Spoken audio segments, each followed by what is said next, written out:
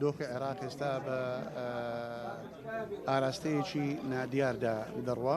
و تا ئێستا ئەنجامی کۆتایی هەڵبژاردنەکان ڕانەگەیەندراوە و لەلایەن دادگای فیدراالیەوە پەسەند نەکراوە. بەڵام تا ئێستا ئەو لایەنانەی کە ناڕازین لە ئەنجامی هەڵبژاردنەکان چەندین جار هەندێک چالاکی دەکەن وەکو خۆپیشاندان، وەکو هەڕەشەکردن، وەکو تەسریحات و بۆ شتانە هەندێک کاری تونند و تیژیش ئەنجام درراوە کە هەندێک لایەن و نیشان دەدەن کە ئەمانە بە ئاراستەیەک بێ کە لایانی ناڕازی بێوێ پەیامێک بگەێنێ بەوەی کە ئەنجامی هەڵبژاردنەکان مەرج نییە لە پێکێنانی حکوومەت، بەڵکو ئەو لایەنانەی کەوا کورسی کەمیشان هێناوە پێویستە بەشی باشیان پێ بدرێ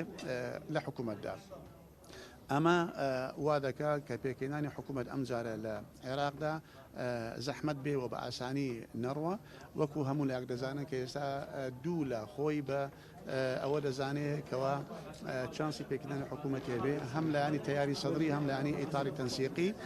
ئەمە من بە زەحمەتی دەبینم کە هەر یەک لەم لایەنانە بە تەنها بتوانێت حکوومەت پێک بینێنێت. بەڵام ئەم جارەش وەکو هەموو جارەکانی پێشووتر، ینی ئەم حکوومەتی عێراقی بە تەوافق و بە شێوەیەکی باڵێن هەموو پێکاتی لایەنەکان و پێکاتنی هەموو لایەنەکان بە شیعە و بە سوننە و بە کوردەوە ئەم حکوومەتە پێک دێ. و هەرچەندە